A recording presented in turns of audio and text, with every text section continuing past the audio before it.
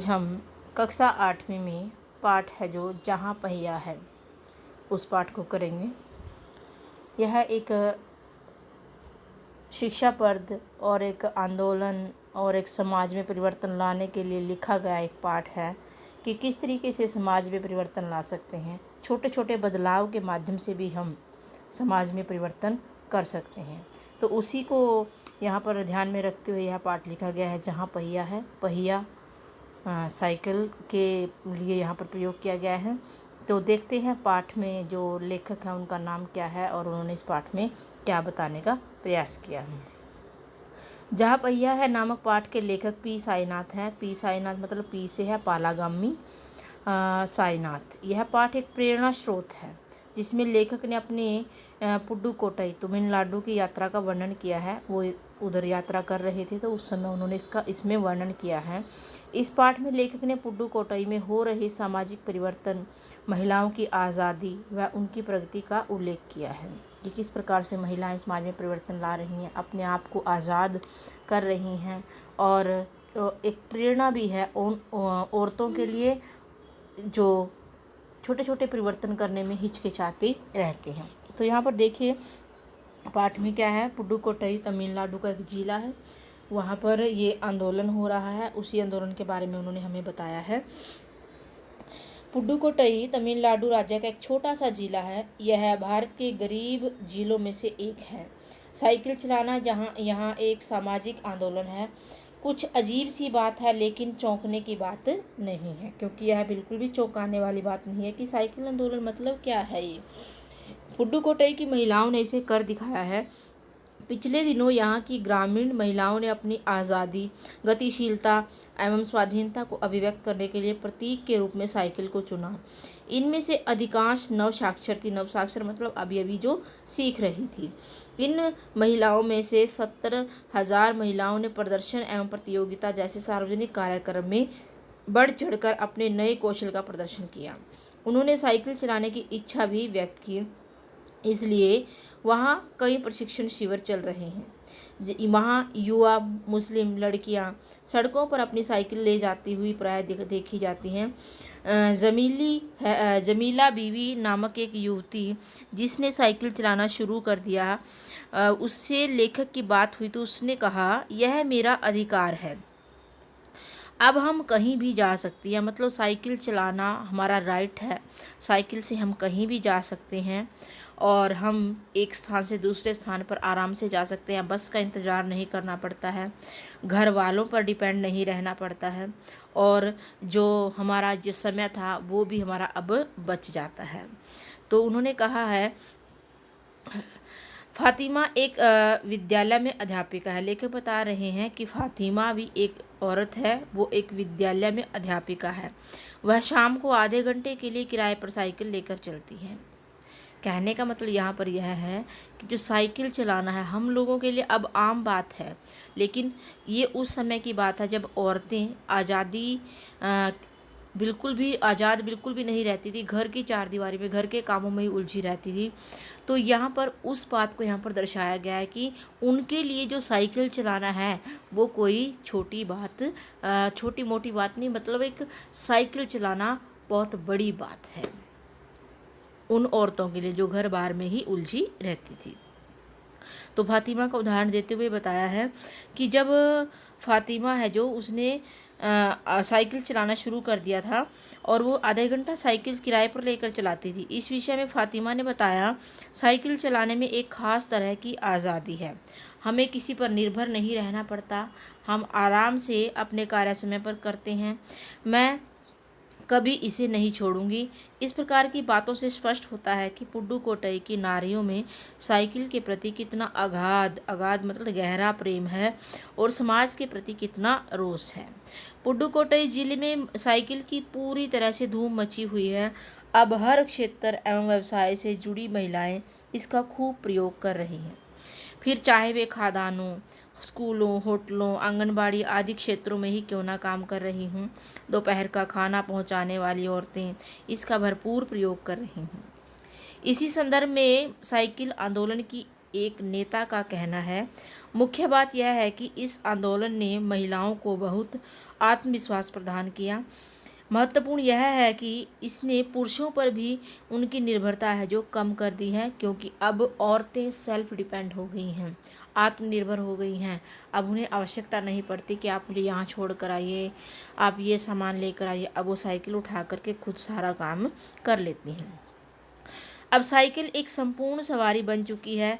सड़क पर माँ, उसका बच्चा, पीछे ढेर सा सामान लादे हुए साइकिल चलाती महिला का दृश्य देखा जा सकता है।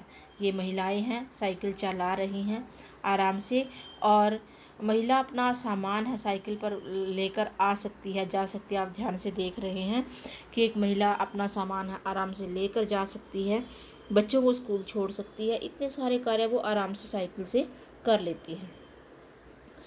प्रारंभ में साइकिल चलाने पर लोगों ने इसका जमकर विरोध किया है, लेकिन बाद में इसे सामाजिक मान्यता मिल गई। लोगों ने इसे स्वीकार कर लिया, समाज ने स्वीकार कर लिया कि औरतें भी ये कार्य कर सकती हैं। किला कुरुचि गांव में साइकिल सीखने वाली सभी महिलाएं एकत्रित हुई। इस प्रकार का आवेग देखकर कोई भी आश्चर्यचकित हो सकता है। यहाँ नव साइकिल गीत भी गाती थी। साइकिल चलाते चलाते वो गीत गाती थी, ओ बहिना आ सीखें साइकिलें, घूमे समय के पहिए के संग। कहने का मतलब है कि आओ बहन साइकिल सीखें, और जैसे जैसे समय बदल रहा है हमें अपने आप को भी बदलना है।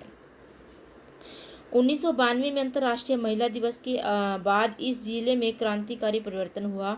यहाँ की 1500 महिलाओं ने पुडुकोट्टई जिले की काया ही पलट कर रख दी। और साइकिल के मालिक एक ऐसे डीलर हैं जिनके यहाँ लेडी साइकिल की बिक्री में साल भर के अंदर काफ़ी वृद्धि हुई, क्योंकि औरतें थी जो वो साइकिल चलाना औरतों ने शुरू कर दिया था, और अब वो अपने सारे कार्य है जो साइकिल पर करती थी। औरतें साइकिल खरीदती थी, इसीलिए उनकी जो साइकिल की बिक्री थी उसमें वृद्धि हो गई, बढ़ गई। 22 वर्षीय मनोरमनी साइकिल चलाने के विषय में अपने विचार प्रकट करते हुए कहती है, हमारा इलाका मुख्य शहर से कटा हुआ है। यहाँ जो साइकिल चलाना जानते हैं उनकी गतिशीलता बढ़ जाती है। मतलब अगर साइकिल चलानी आती है तो वो आराम से अपने 5-7 काम निपटा लेता है, नहीं तो फिर वो साइकिल नहीं होगा, ना चलाना आएगा, तो वो दूसरों पर डिपेंड रहेगा, निर्भर रहेगा, जिससे कार्य है जो उनके रुक जाते हैं। यह स्त्रियों को साइकिल चलाने के अनेक लाभ प्राप्त हुए हैं। इससे उनकी आय में वृद्धि हुई है। इसी पर अपनी वस्तुएं रखकर वे आसपास बेच देती हैं। इससे उनका बस की प्रतीक्षा का समय बच जाता है, और अधिक से अधिक जगहों पर वो अपना सामान है जो बेच जा पाती हैं। ये औरतों को फ़ायदा हुआ साइकिल चलाना सीखने का। साइकिल सीखने के कारण अब इन स्त्रियों को किसी पर निर्भर रहने की आवश्यकता नहीं है। वे स्वयं ही अपना कार्य सुगमता से करने लगी हैं। अभी भी जिनके पास साइकिल का अभाव है उन्हें अपने काम की पूर्ति में अधिक समय लगता है, और लेकिन जिनके पास यह सवारी है वे बड़ी सरलता सुगमता से अपना कार्य कर लेती हैं। साइकिल प्रशिक्षण में महिलाओं के अंदर आत्मसम्मान की भावना पैदा हुई है। इस विषय में फातिमा का कहना है, बेशक यह मामला केवल आर्थिक नहीं है। साइकिल चलाने से मेरी कौन सी कमाई होती है, मैं तो पैसे ही गंवाती हूँ, मतलब किराए के पैसे देती हूँ। मेरे पास इतने पैसे नहीं है कि मैं अपनी साइकिल खरीद लूँ, लेकिन शाम में किराए पर साइकिल लेती हूँ ताकि आज़ादी और खुशहाली का अनुभव कर सकूँ। पुडुकोट्टई पहुँचने से पहले मैंने इस विनम्र सवारी के बारे में कभी भी इस तरह के परिवर्तन, आर्थिक लाभ के बारे में नहीं सोचा था। मैंने कभी साइकिल को आज़ादी का प्रतीक नहीं समझा था। एक महिला ने इसलिए कहा है, लोगों के लिए यह समझना बड़ा कठिन है कि ग्रामीण महिलाओं के लिए यह कितनी बड़ी चीज़ है। जो पुरुष इसका विरोध करते हैं वे जाएं और टहलें, क्योंकि जब साइकिल चलाने की बात आती है तो वो महिलाओं की बराबरी कर ही नहीं सकते। तो यहाँ पर बताने का, यहाँ पर ये लेखक है जो यह बताना चाहता है कि आज से पहले मैंने साइकिल के बारे में नहीं सोचा था कि साइकिल इतने फ़ायदेमंद है और आज़ादी का भी प्रतीक है। हमें भले ही यह एक छोटा सा कार्य लगता है कि साइकिल चलाना कोई बड़ी बात नहीं है, लेकिन उन महिलाओं के लिए यह बहुत बड़ी बात है।